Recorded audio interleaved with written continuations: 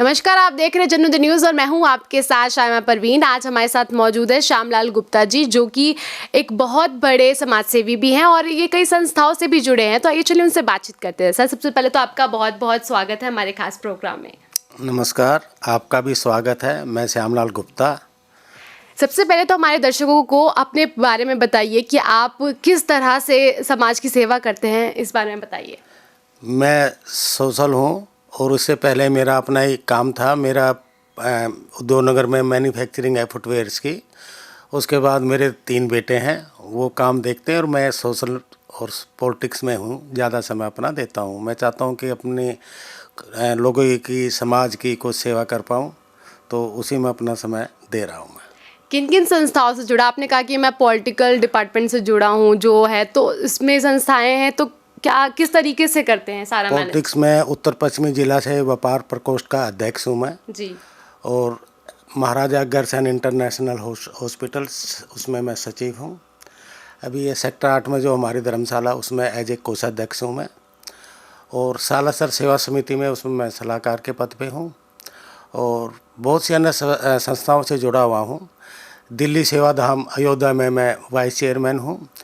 और ये जो अपना तिवोली के पास श्री खाटू श्याम विशाल मंदिर बनने जा रहा है, उसमें मैं सीनियर वाइस प्रेसिडेंट हूँ। और अभी अभी हमने एक अग्रवंश के नाम से एक संस्था बनाई है। अभी मेरा टारगेट वही है।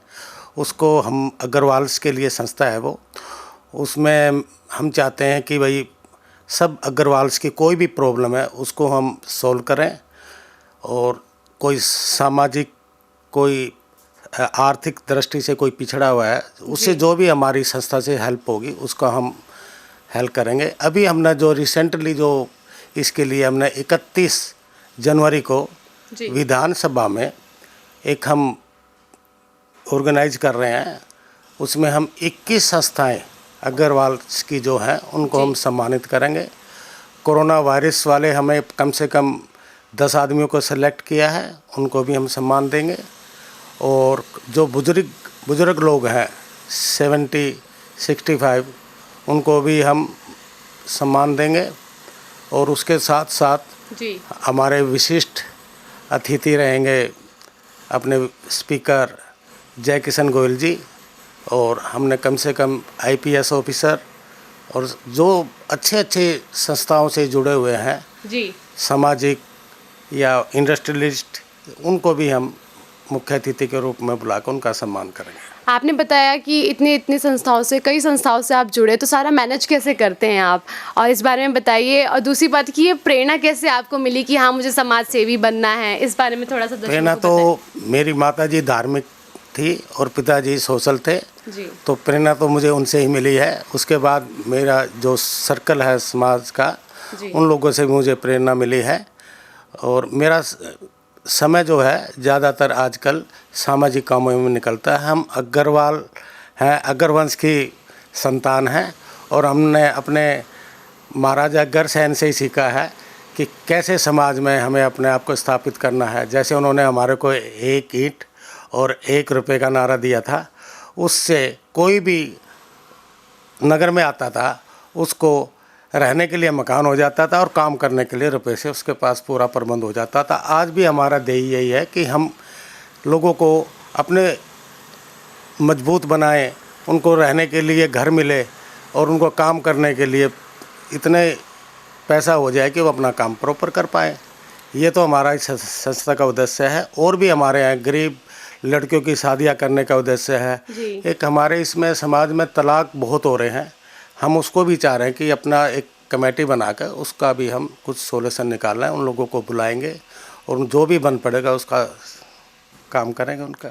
आपने कहा कि आप राजनीतिक से भी जुड़े हैं, तो अभी हाल फिलहाल में ही जो मुद्दा है किसान आंदोलन को लेकर कि बॉर्डर पर जो है वो 1 महीने से लगभग ऊपर हो गया है, किसान बॉर्डर पर डटे हुए हैं, तो इस पर आपको क्या कहना है? आपके क्या विचार है इस पर?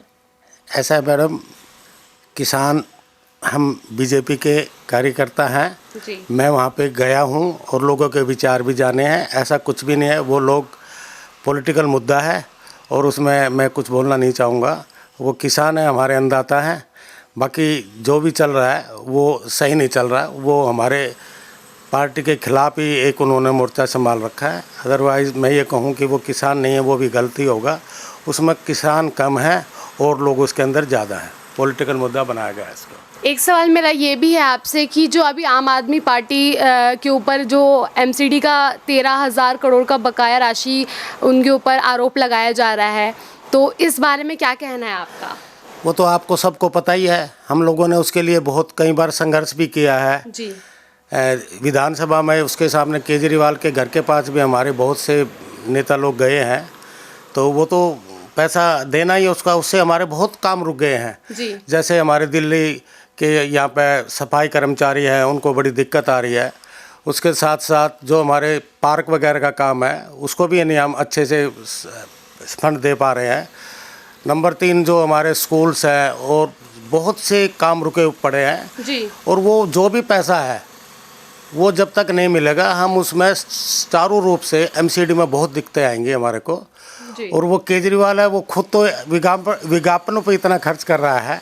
अगर उसी पैसे को हम लोगों को देता तो जनता की सेवा में लगाते हम। आज कर्मचारियों को पेंशन नहीं मिल, पैसा नहीं मिल पा रहा उनको समय पे, उनके घर बार में भूखे मर रहे हैं वो, तो उनको कोई असर ही नहीं है। वो अपना बाहर ही नहीं निकलता, ना सुनता। तो वहीं दूसरी ओर अगर आम आदमी पार्टी है वो भी ये कह रही है कि 2500 का घोटाला है वो बीजेपी वो कर रही है, तो उस पर क्या कहना है आपका?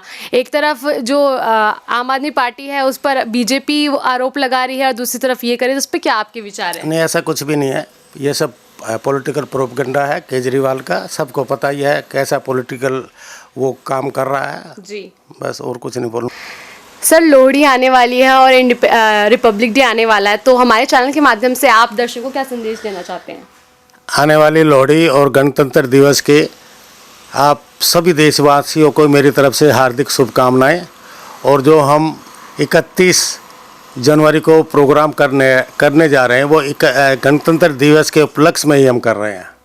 थैंक यू सर, आपका बहुत बहुत शुक्रिया हमसे बात करने के लिए। ये थे हमारे साथ श्यामलाल गुप्ता जी जिनसे हमने बात की, और बाकी खबरों के लिए बने रहे जो नदू न्यूज़ के साथ। नमस्कार।